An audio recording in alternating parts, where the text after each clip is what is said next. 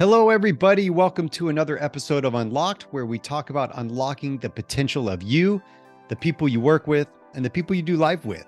At the time of this recording, I'm offering all of you, yes, my lovely listeners, a free 15-minute communication coaching call. You come with some kind of communication problem, and I give you a solution. My calendar link is in the show notes, so check that out.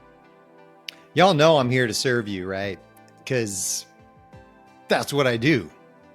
But I also serve myself a little bit with these interviews because I'd like to have people on that can teach me something so that I stay engaged. The more engaged I am, the more fun these interviews probably are to listen to, is just what I'm assuming. So this was a good one. This was a fun one. This was something that I think we all need to be talking about. And having Hillary on the show, Dr. C, Dr. Cauthen, Dr. Hillary Cauthen, whatever you want to call her, was really fascinating. It was really fun having her. She got a great vibe to her, and talking about this idea of mental health in sports and athletes. But of course, we tie it into high-performing cultures, corporate cultures, and how do we build high-performing teams by taking care of our people better. And she relates some of the stories and ideas of the sports world, where she comes from and where she works now, mostly with the corporate world, and why that is so important for us to make sure we're paying attention to. Dr. Hillary Cauthen is a clinical sports psychologist, certified mental performance consultant based in Austin. She's the founder of Texas Optimal Performance and Psychological Services, where she integrates clinical and sports psychology to enhance mental wellness and performance. Dr. Cauthen has previously served as a performance psychologist for the San Antonio Spurs and the director of organizational wellness and performance for Austin FC. She is author of Hello Trauma, Our Invisible Teammate, which we'll talk about just a bit of her book, and hosts the podcast Highs and Lows of X's and O's. Dr. Cauthen is an active member of the Association for Applied Sports Psychology and American Psychological Association, where she held leadership roles. So we're going to get on with this. I'm super stoked to have her and super stoked for you to listen to this interview. See ya.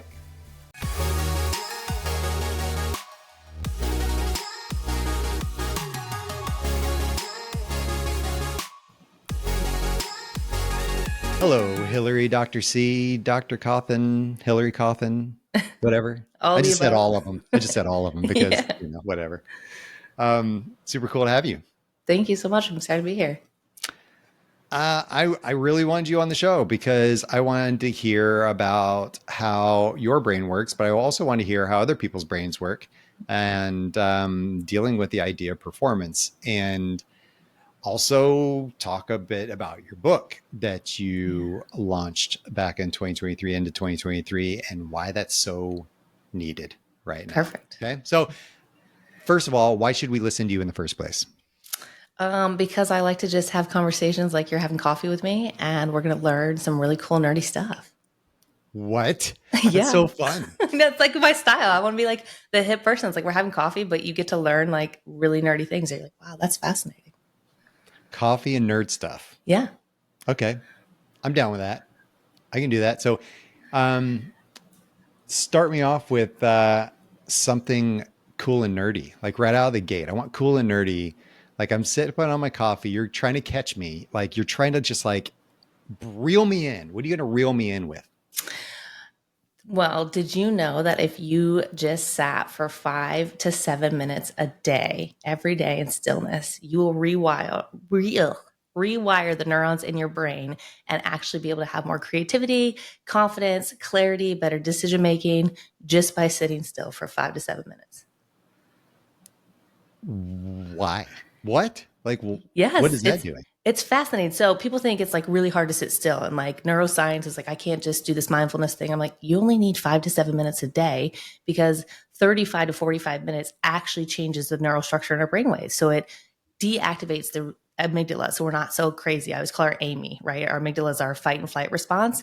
I'm like, you don't want Amy overreacted. So if you learn how to be calm in non-stressful places, when you get activated, you have less reactivity and you're able to have the neural pathways that go into the frontal lobe, which is our decision making. So we are calmer, we have creativity, we're better processing, and we're not just so impulsive and making, mistakes. I love that. I love that. Hence the reason why, mindfulness, meditation, whatever you want to call it, Yeah. is so important. And it doesn't take, you don't have to go on a 7-day silent retreat. I had a guy on my show who did like a 7-day silent retreat. And I said, holy moly, what? Like, he said it was really hard. But so hard. Can you you don't have to imagine do that. socializing back after that too? When you've gone Oh, I don't 7 know. days, like Yeah. how do you I mean, re-engage in the socialization? yeah. I was like, wait a second. So you couldn't it's like, no talking, no asking, no breaks. Like it was just that. And I was like, Yeah. that's That's deep introspection. that is some neuron rewiring Yes, going on absolutely. there. Deep introspection for sure. Yeah, for sure. That's really cool. So when you are doing this, give us your background and how you got into the sports space. Yeah. So by trade, I'm a clinical sports psychologist, an entrepreneur, business owner.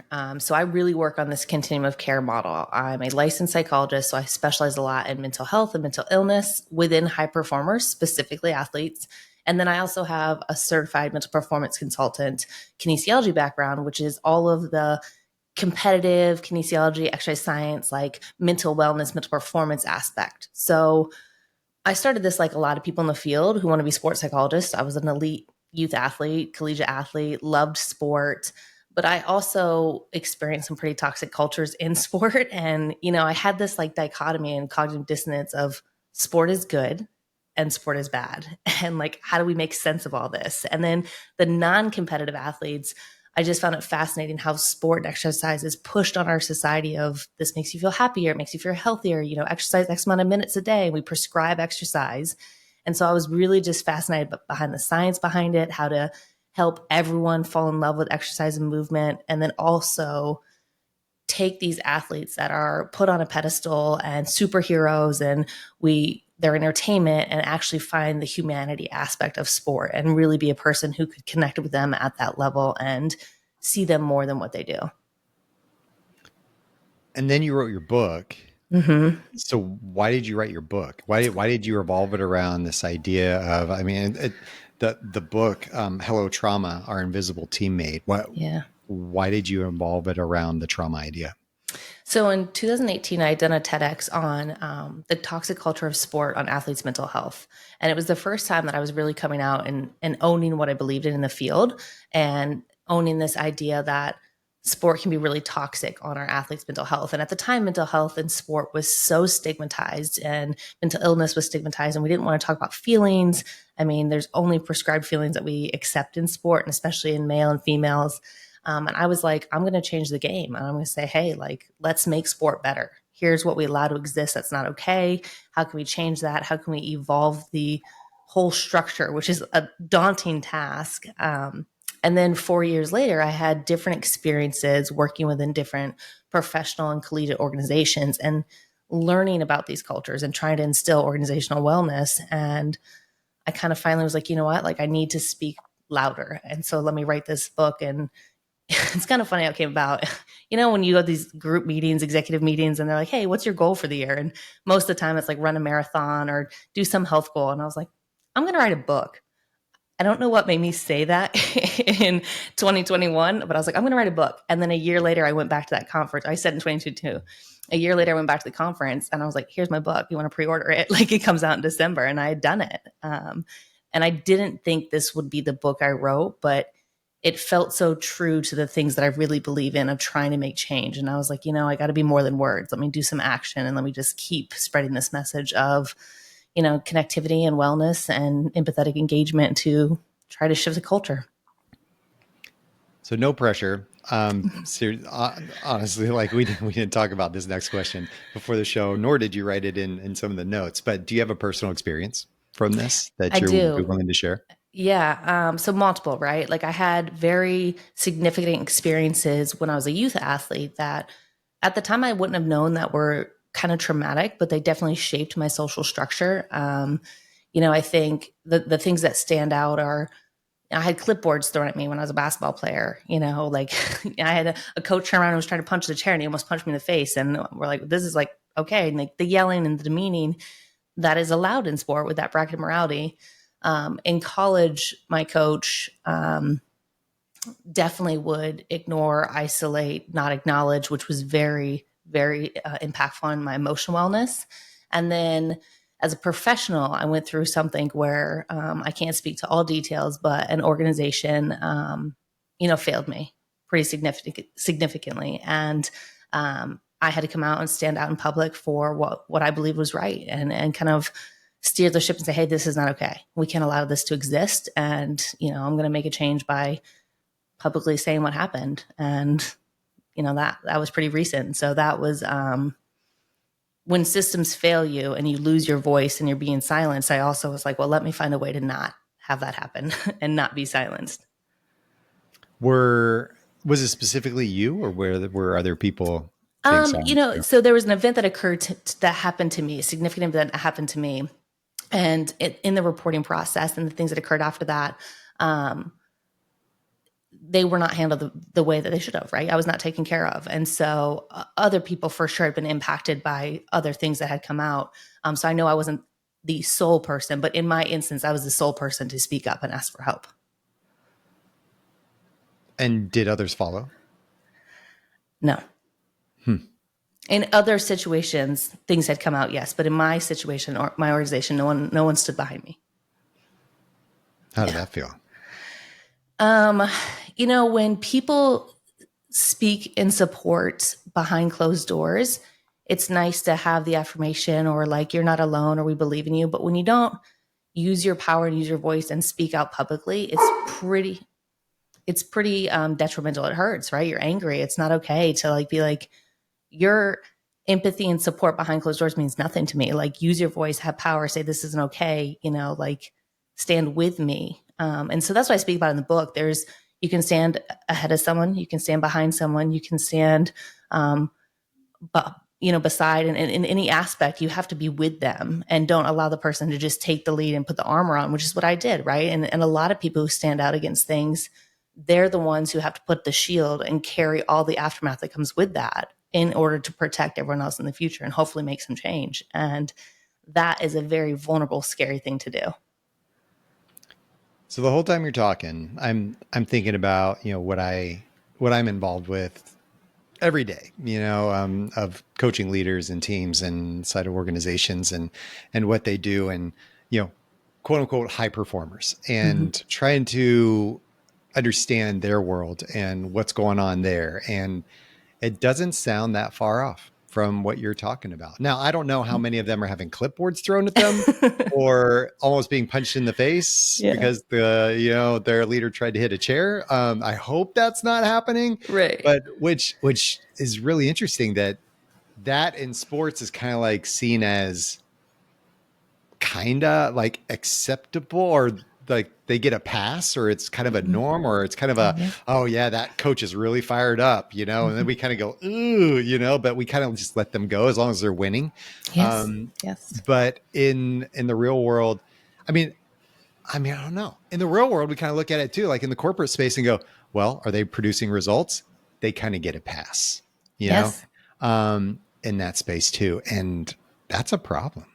Well, and the idea of communication, right? Like, so we allow things to be said in environments, in sports specifically, to our athletes that are very demeaning, degrading, shaming, that we wouldn't allow a teacher to say. You don't want your parents to say that. You wouldn't have other person say that to you. We would report that.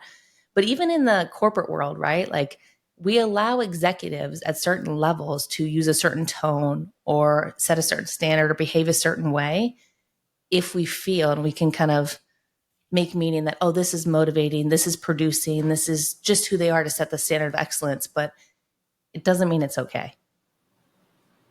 No, it doesn't. And you'll hear that often. It's like, that's just the way they are. Yeah. That's just how they communicate. And they've gotten to where they've gotten being that way. Yeah. So when they get there, they go, I don't know what their problem is, or, hey, we'll just get rid of them because, the people down there, because I've gotten to where I've gotten being just fine. Like, and it's like, where are the consequences? And I don't know, is there a generational shift? Do you see it changing? Like in your athletic world, do you see that dynamic changing at all, or is it still pretty You know, prevalent? it's interesting. So the athletes are changing, right? And we look at the cultural generations of our college students now, right? Like the way that they advocate for political rights and the movements of mental illness and mental health and standing up for things. Those things are shifting in the individuals themselves or in the organization or experiences. At an executive leadership level, they're saying the right things, but they're not following through, right? So I think we're at a point of like, let me just put it on paper and have it look good and have this resource, but I'm not going to utilize it, or I'm not going to do it all the time. And it's like short-term changes. So when we look at this shift, it's like, where do you start the shift of the culture? Is it at a younger level? You know, is it at a higher level, you know, professional to grassroots sport, you know, in executives, like where do you make the change happen? Like who has the power to actually say, we can't act this way? And to your point, it comes down to accountability and consequences. Do you think there should be more? Yes. And a standard, right? Like partly standard of education and who's allowed to be in certain positions, right? We can't just let people that don't have the training and background to be in these positions any longer. But we also have to have sanctions and accountability. Like if you look at behavior change, you're only going to change the behavior if the other thing is more rewarding. So if I get rewarded by wins or a paycheck, I'm not going to change my behavior because there's no threat to do that. You talk to me and say, hey, don't talk to Scotty about that. Okay. But I still get my paycheck and we win and there's nothing that happens. I can do that 3 weeks later and it's fine. Yeah, there's definitely a, what, like I was saying earlier, you know, it's the person who got to where they got to being how they are. And Yeah. so if they're continuously rewarded with promotions and more responsibility and whatnot, then why would they ever change? Right. And I think, you know, what we socialize and what we put out there, representation of this is what leaders look like. This is how leaders are supposed to be. This is how you gain attention and command a space. I don't know if we're teaching the right lessons on how to be that leader. I don't know either. I mean, I think there's an interesting thing that we need to talk about, and I was actually just talking to somebody on another recording about this topic of saying, so why don't we why don't we invest more in it? What's your opinion as far as whether it's in the athletic space or the corporate space of like, why aren't we putting more focus on it? You'll hear a lot of people speaking and beating the drum, Mm-hmm. but I don't know how much is changing. Right. And we'll talk a big talk. We'll say, hey, mental health, it's very important. Right. The health of our employees, the health of our people is really important. We want you to take time for yourself and your family. But yet Mm-hmm. we're seeing increased rates of burnout. You Yes. know, we're seeing stress levels. I just had somebody I was talking to yesterday where, you know, she's crying because she's just so stressed out all the Yeah. time. And I'm like, okay, so you're talking a talk, but why aren't we walking it? I mean, for me, the basic essence is we don't teach people emotional regulation or how to manage emotions ever. You know, those that learn how to do that is like probably way later in life. Like, imagine if you're a kid and you actually get to learn about feelings and how to manage them, how to cope with them, and how to have mental health when you're a 5, 6, 7 year old. Now, as an adult, you're going to be able to respond a lot better. But we teach our children act a certain way, perform this way, don't show this way. Like, we don't actually show them how to be vulnerable, how to express their emotions. You think about a kid who falls down, and it's like, we're not going to let them cry. Like, dust it off, you're fine, right? Like, we teach them certain things are weak and prescribed ways to be. And so it's already structuring their brain to say, well, I can't show that emotion. I can't act that way. And as an adult, when you start to have higher conscious level of thinking and you're like, no, it's okay for me to feel certain ways. It's okay for me to take care of myself. It's not being selfish. Well, then you're battling against the society framework of what's right, what's wrong, what's acceptable, what will people view me as. And we get so caught up in the socialization and fear of evaluation that we can't be less than. We can't be weak. We can't underperform if we do X, Y, or Z. And so it limits us from actually being healthy. When we, I mean, when you're working with people, Is it possible to change? Yes, 100%. Or I'd be out of a job, right? Like, Yeah, yeah, no, absolutely. I'm Yeah. just bringing Like, it I up. mean, I genuinely believe people can, we know that you can rewire your brain, and I call it the head and the heart. Like, I work with the head and the heart. That is what I do. So I teach people how to think differently. I teach people how to feel differently. It's up to the person to actually do it. But do I believe that people are capable of change? 100%.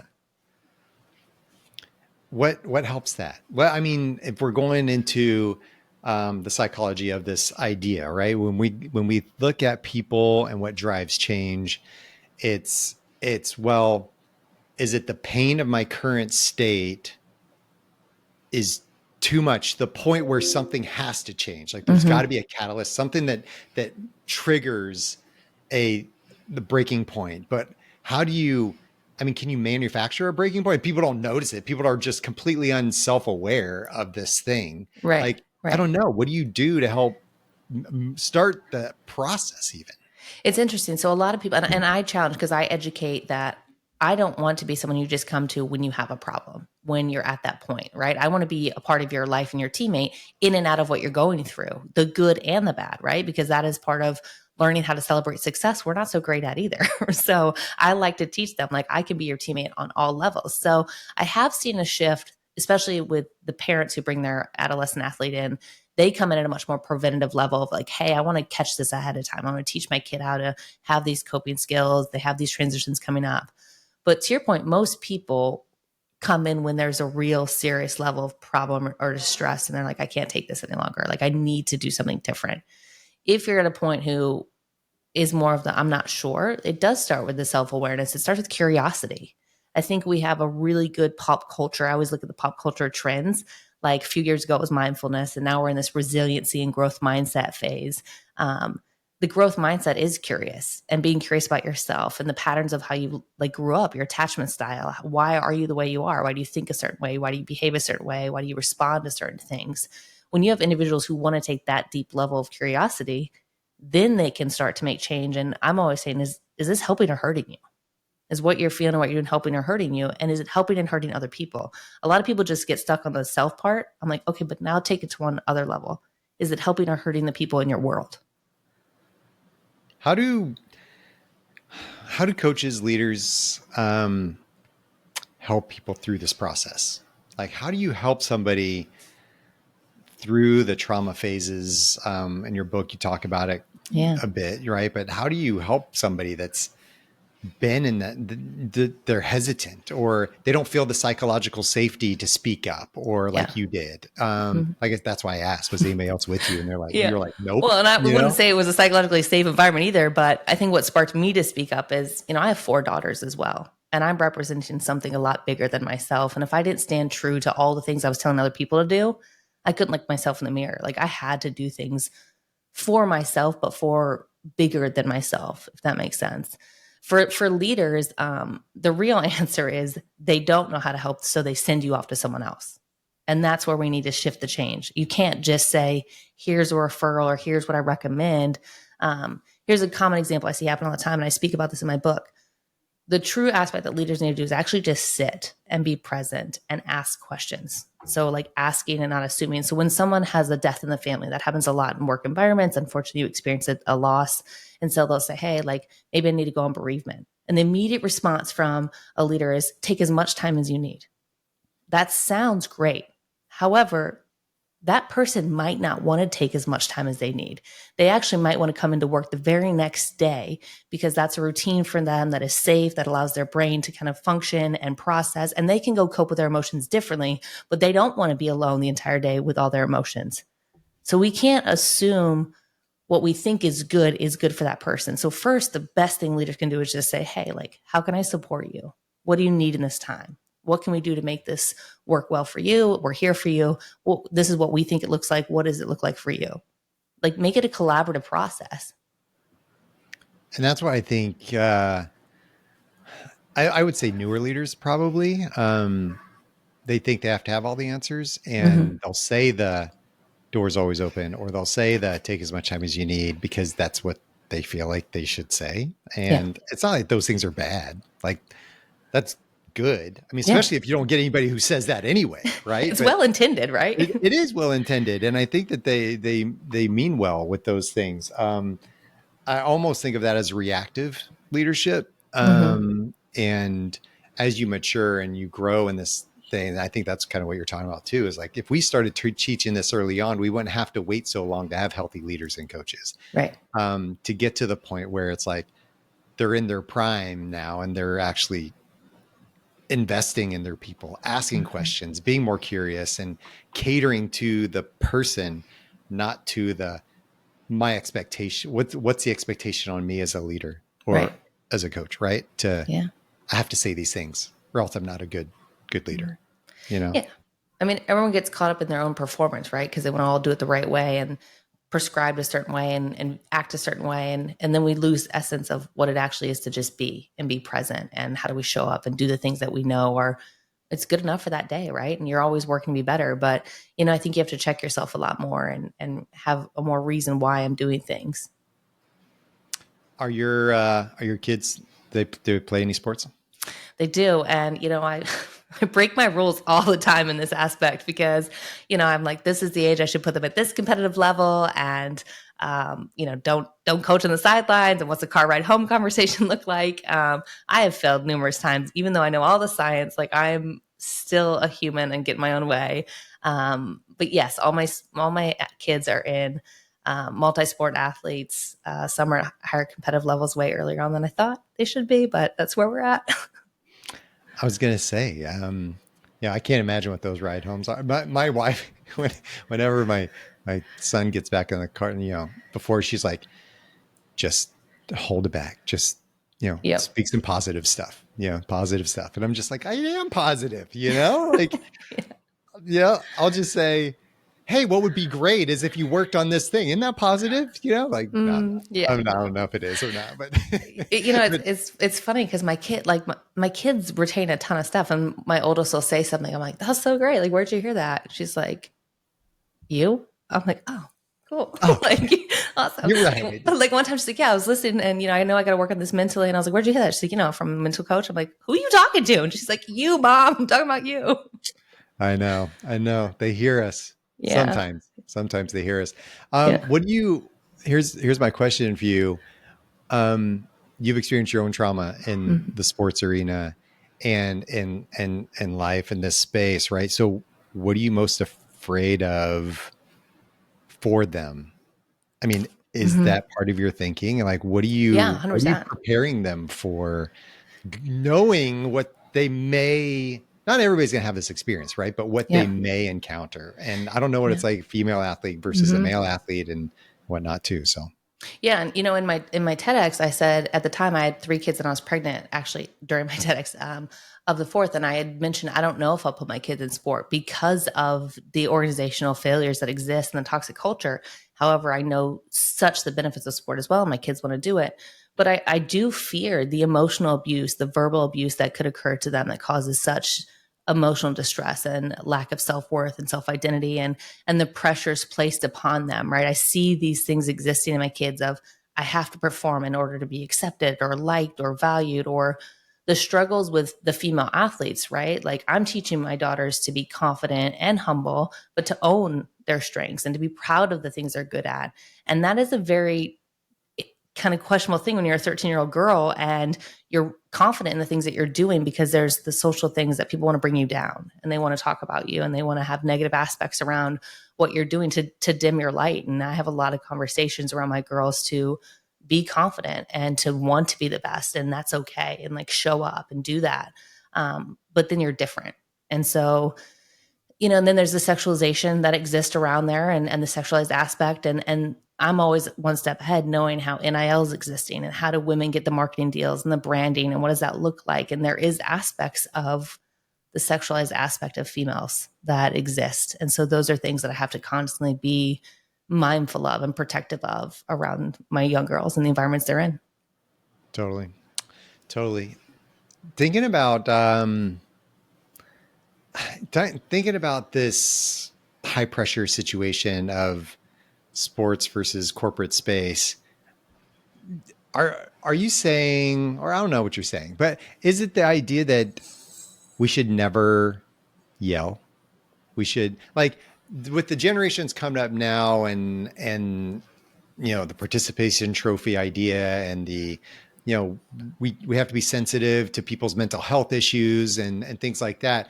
How do we navigate that as leaders, and how do we in a space of what we're trying to do? I mean, should we never yell at them? Should we never like reprimand them in front of everybody? Should we, like, what do we do? Yeah. I think this is like the myth when I talk about things. Everyone's like, oh, feelings, mental health, we must be safe and put, kid gloves on, it's rainbows and butterflies. I'm like, no.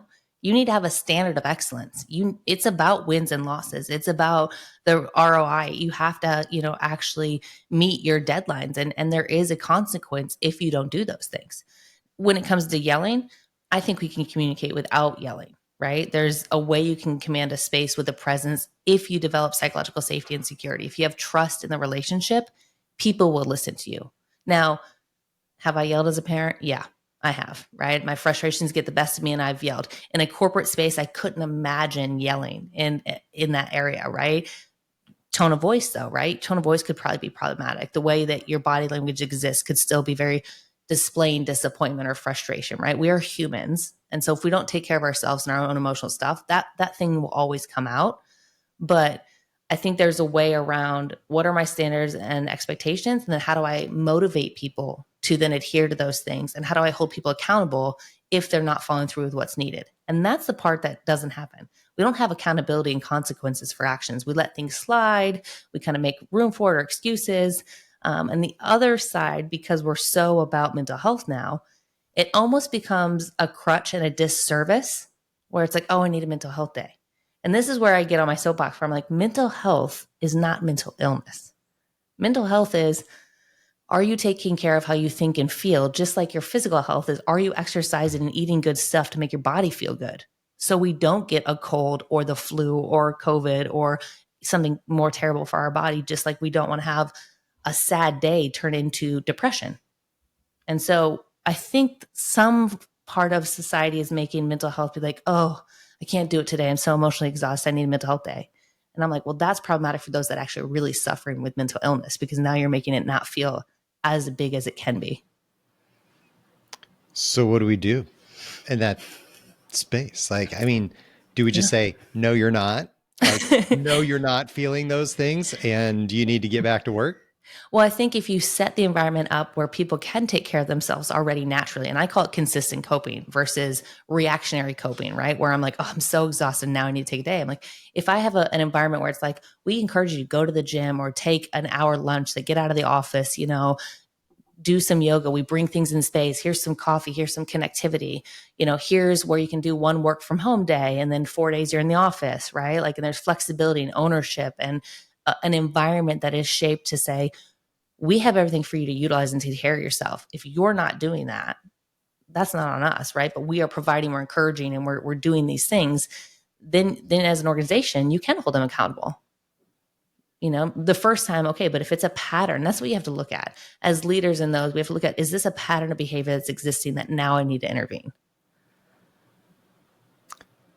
How open, I'm jumping around all kinds of stuff because this is all stuff that's triggering in my brain. How open should we be about trauma?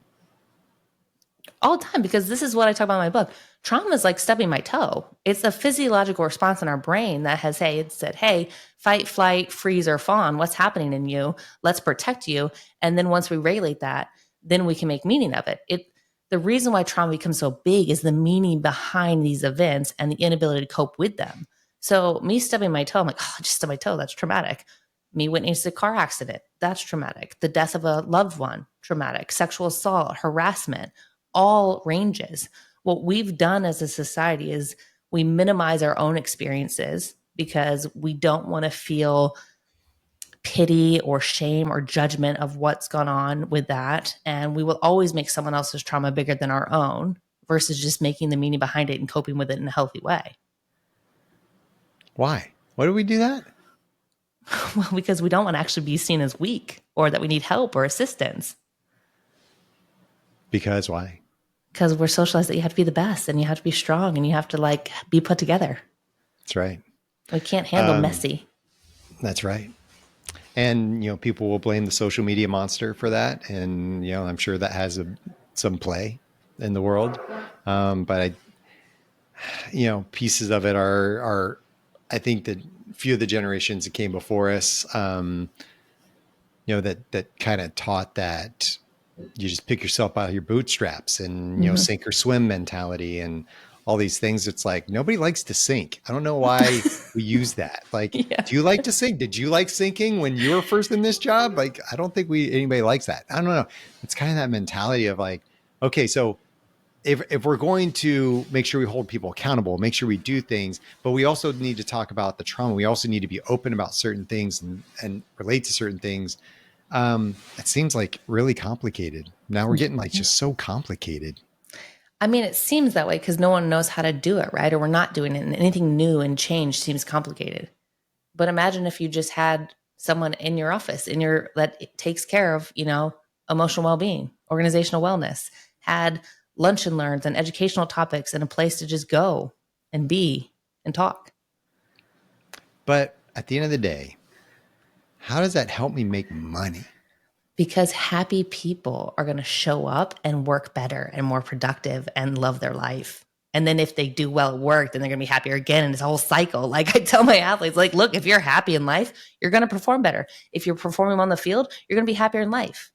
If you get a sale in a job, you're like, yes, I just made that sale. I'm happy. Now I'm going to talk to my coworkers. I'm going to be more excited. I got pep in my step. Great. Same thing if you just had a great date the night before. Totally Work-life agree. balance is real, but we have to celebrate the wins. We do. And I get on my soapbox and people are just like, no, you keep your personal life personal, you keep work. And I'm just like, no, you don't. It doesn't work that way. It's not working in Severance. If you watch Severance, it doesn't work out so well for them. It does not. It does not. We cannot sever ourselves. In this space of like, we know what happens on the inside and the outside. Mm-hmm. It's if my marriage is in crisis and my kids are sick and something else, my mortgage, I'm can't pay my mortgage, whatever. That's like, that's going to carry into, I'm not going to go to work and all of a sudden be like super happy, cheery, Right. It's going to really affect my performance. And with that, and this is where I come into play, like life happens. It doesn't mean you don't have responsibility to keep showing up and working hard and doing your job. So it's a matter of teaching people how can they perform in their environments when they know life is happening, right? Or how can they show up? For me, if I've had a stressful day at work, I'm very intentional. I come in my driveway, I listen to one more song, and I love it because I see memes about this. If you're the one who sits in your driveway for one more song, you know what that means. But I intentionally sit for like one more song before I come in, because the minute I turn that door, I'm mom. And I have like kids running up, mom, mom, mom. And like your parent, and you get mom, mom, mom. And I got 4 of them. I have to be regulated to handle everyone else's emotional needs and listen to every story and 3 people talking at one time. So I can't bring in the work into home. And so you have to have routines and shifts and know this is my role that I'm going into right now. And here's how I'm going to show up for that. When we're talking about shifting, about this idea of moving from one thing to another, being prepared mentally for this versus that, and talking about how do we build resilient cultures. And I mean, do you have any tips? You got the one more song tip, I've got tips that I'll give people. It's like, hey, pick on your way home, if you still commute to work, right? Pick one thing that triggers you to actually get off the phone if you're on a call or something, right? Or don't pull into the driveway if you're still on the call, like sit in the cul-de-sac that's up the street or something till you're off the call, and then take that time to actually drive in so that you're prepared. So you're not coming into the house on the phone, stiff arming all your kids. Not yet, that kind of thing. Yeah. I don't know. What any thoughts on, not necessarily that, but how do we manage our lives, our mental health, our ability to perform well? Yeah, I mean, the first and foremost I talk about 5-minute mind all the time, like taking 5 minutes, like we said in the very beginning, of just sitting. And then I'm all about like these pre-performance routines and post-performance routines. So how do you get yourself in the best place to go perform? Like, do you want to exercise in the morning because that gets your mind on? Do you like to have coffee and journal or do a daily devotion and like sit in space? I'm very big on when you're driving into work, get yourself in that emotional state, whether it's listening to music, it's a podcast, it's silence, as you pull in, before you get in and go to the door, I'm like, what is your intention for the day? What is your plan for the day? Right? Like, so you already have a goal in mind, go do your day. And then I like to tell people at work, especially, close out your day before you leave work. Like, reflect, spend the last 15 minutes of like, okay, here's all my things I got to do for tomorrow. Here's what I did well, and have like this reflection period. My athletes do the same thing. What I do well today, what I need to improve on, what's my plan tomorrow? Like, then they're done. They don't have to sit with me like, that was really crappy practice. And we've done it. We've reflected. And if you can close out your day before you then go into your car and take the next step, it's a lot better of kind of these bookend chapters. And then kind of finding the space, right? Of like, how do you prepare for the evening so you can have that energy and taking the space and kind of challenging stuff. And then sleep hygiene. Like, that's my biggest one. Having like this wind down sleep routine, not just look at my doom scroll or watch a TV show and go to bed. It's like, take a hot shower, like be intentional with your space to just allow your body to wind down and then get the proper amount of sleep. So doom scrolling is not a healthy way to go to sleep. Is that what you're Definitely not, because you're gonna be on there way longer, and the blue lights and all the stuff, and then you're gonna be like overthinking your brain. No, and your spouse is like, oh my gosh, the glow on your phone is really annoying me right now. That is me. If my husband's on it, I'm like, turn over. Get it off. I know. And they're like, well, I got the night mode on. It's red. You know, you're like, yeah. I'm like, pillows on my face. Not working. I know. There's some gold here. And let me ask you this. What do we do instead of those healthy things? What do you see most people doing? Besides being on their phone all the time, binge eating, unhealthy behaviors, right? Just watching TV, putting things off, adding stress. The things that impact them the most is we go into avoidance mode when we have stress because we don't want to tackle what we have to tackle. So we'll fill our space with other things that are not what helps us be healthy. We avoid. So you said 4 things earlier: fight, flight, freeze, which I've heard of those. You said and then fawn. So tell me about the fawn one. Best way to describe it is like a deer, right? A little fawn who just kind of stands and gives in as needed, right? It's very malleable. When we think about trauma, right? The fawn is like very pleasing, doing as I need to do, where the freeze, you just can't do anything, right? You're literally paralyzed. The flight, you're going to totally run away. And then the fight, you're fighting. But the fawn is very, it's going to show up. It's pleasant. It's pleasing to the person. It's trying to cause no harm. It's malleable. It's manipulated. You can manipulate it very easy. Yeah. Subtle kind of passive aggressiveness. Maybe. Yeah. Like if I can appease you, then you're going to cause me less harm. Yeah. Okay. That makes total sense. And so when people are stressed, when they get into these bad, whether it's sensory overload, sensory escapism, maybe they're over shopping, or they need to go, or overeating, any kind of thing like that, right? To get away and to escape the actual problem. Are you advocating that people just go straight in and tackle that problem? Like, when they're feeling stress, when, maybe it's before a game, maybe it's after a game, maybe they performed really bad and they're, they're going to get benched. I mean, I don't know. Like, how do people, do you like, hey, sit with it? Or you like, no, like, we're not going to fart around, as my dad says. We're going to like actually, go in and like do something about it. Depending on the situation, but I definitely say feel your feels. That's my thing, because we only feel an emotion for 90 seconds. So you can sit for 90 seconds to feel how you're feeling. Now, if you're like in the midst of a game and interaction, you don't have time for that. Take a quick breath and reset. But the first part is like, just check in with yourself. Like, you can take a minute to take a breath cycle and calm back down and then realize like, okay, is this helping, hurting? What do I need to go do right now? And then eventually, yes, you have to make movement. We have to have action. We can't just do nothing. That's the whole root of mental illness, or when we talk about individuals have, things that are going on, is it's the inability to solve a problem. And so if I'm telling you, hey, in order to solve problems better, you have to be able to utilize breath work. You have to calm your mind down. You have to be able to access that process and think clear. We can't be in a reactionary state of high stress. We actually have to be calm. So my daughter's coming home the other night. I picked her up. It's a really stressful day. These rehearsals she's doing for this musical. And she's just not in a good space. Right. And she's just like going off on certain things. And I said, sounds like you need to just take a breath, like do you know how to do box breathing? And she's like, yes, because she watches YouTube all the time. So she knows how to do box breathing. And I was like, do you want me to do it with you? And she's like, absolutely not. And I'm just like, okay, that's cool. And, in those moments, I will tell you, it sounds good beforehand, but in the moment, I will say that even though she knew how to do box breathing and it probably would help her, she was like, I don't want to do any of that. Like, I just want to be mad and I just want to be frustrated and I'm stressed because I've had a long day and all these other things. Right. And that's, I think part of us is it takes so much intentionality and effort.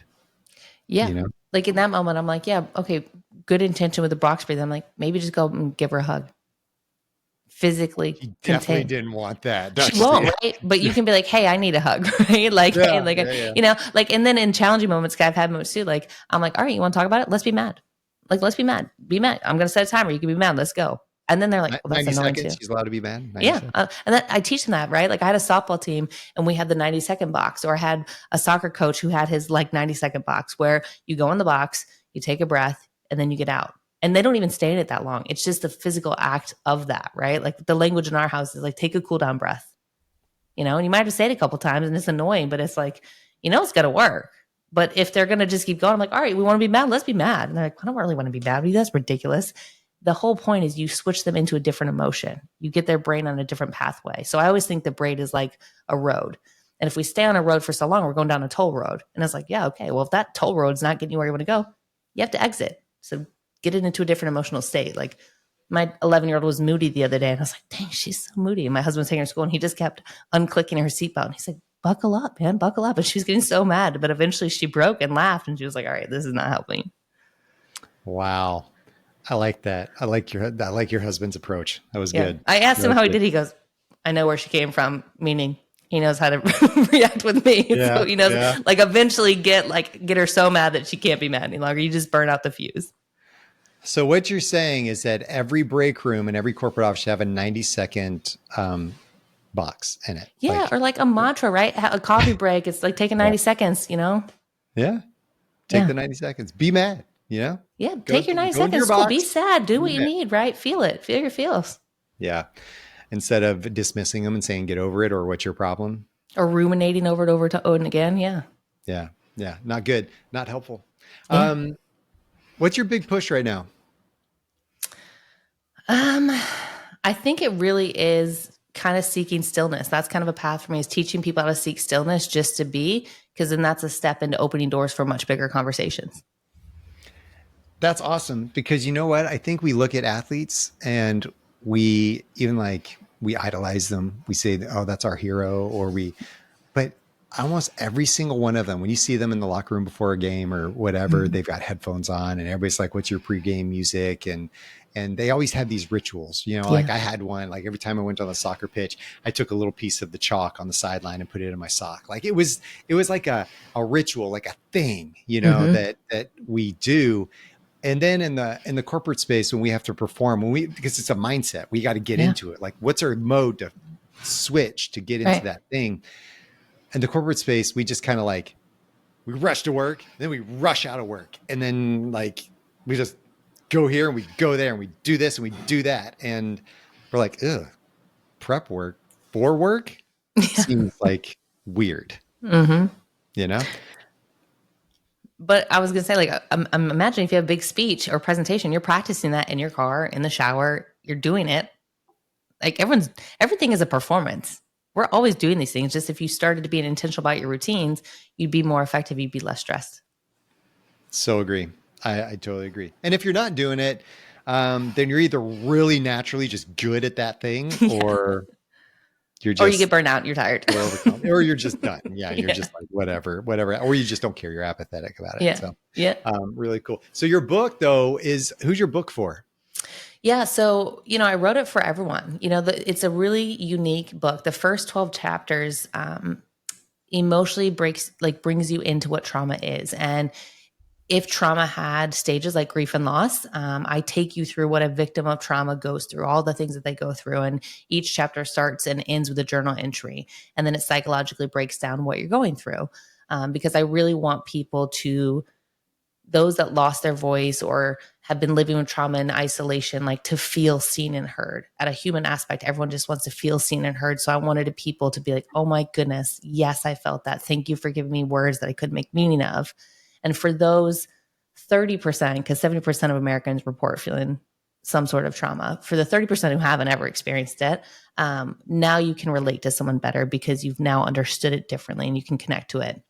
And then the second half is really this call to action. I use sport as a microcosm of society of what it looks like. And if we continue to do these things in sport, we're going to traumatize our athletes and humans. But it's just an aspect of if we do this in life, organizations, anyone. So if you're not an athlete and you're not parenting an athlete, like you still probably could connect to this because you went through something, you did sport at one point, you work in an organization, like you can understand and connect with humans better. So good. That's awesome. Well, good luck with Thank your you. movement. I think it's needed, not only in the sports space, which it definitely is, because I think they get a little bit more of a pass than I think in the corporate space. That I think that there's something there, because I think these generations coming up, they deserve better. Yeah. And in both spaces. Yeah. We're talking about the dynamics of what's being communicated to them and how that shapes. And heard some studies that talk about the way someone grows up, their success in life. Some of the things are heavily impacted, not by their friends, but by the adult mentors and people around them, their teachers, coaches, parents, friends. I mean, friends, parents. Those adult people are really what are going to shape those kids growing up. So. Yeah. I mean, we talk about it, it takes a village, but it goes back to attachment style and creating that psychological security. And if you don't have a secure home base, and it doesn't have to be mom and dad, right? To your point, it could be the neighbor, it could be the kid's best friend's parent. But if you don't have a secure person that is trusted, that can emotionally hold things when you're a child and be there for you consistently, we see how that can be pretty problematic. So you want an environment that is creating a space that kids can grow and make mistakes and learn and have a secure foundation of people coming back and being there for them. You're a rock star. When people want to just beat down your door and get in touch with you, where do they go? Dr. C Mindset at Instagram is constant. I'm constantly putting out, content on there. People DM me on there. That's an easy access, or on LinkedIn as well. Those are two prime spots that I love to give information. So, you'll see some catchy motivational mindset videos on there for everyone. Cool. I love it. I love catchy mindset videos. And you know what? I think a lot of people do too. Yeah, they're right. Great. Very cool. Hey, Dr. C, thanks for hanging out. I appreciate you. Thank you so much. I hope that a few of you listening to the show will just take a few minutes to rewire some neurons. Meaning, breathe, pause, take a minute to just be. I don't know how much we do that, and or intentionally do that. Sometimes we accidentally do that, but intentionally do that. I've been trying to make it a practice to spend 5 to 10 minutes every morning, especially when I have to go wake up super early and take my daughter to school for some preschool thing, not preschool thing, like before school thing, that I come back and I do some red light therapy and sit and just listen to a meditation or a visualization or affirmation or whatever it is. And I say that because that habit has helped me over the past year. And I'm grateful for the mindfulness and the idea behind it. It's taught me a lot about myself and about what we can do as people and what the potential is. It's not always about what we do on the field or on the court or in the boardroom or in the office or in front of our computer at home. Sometimes it's about what we do off the field. What are we doing to practice the things that we need to practice so that we can perform better when it is game time? And that is what we need to be thinking about. And I hope you're going to take a lot of this to heart. If you want to find out more information about me or check out the show notes where there's going to be more information and links to the things referenced in this episode, visit SkotWaldron.com. And lastly, I'm asking for a little bit of love, just a little bit. So please take a moment, follow, rate the show. The algorithms like that. It helps me get the word out. I really appreciate it. Thank you. And until next time, stay unlocked.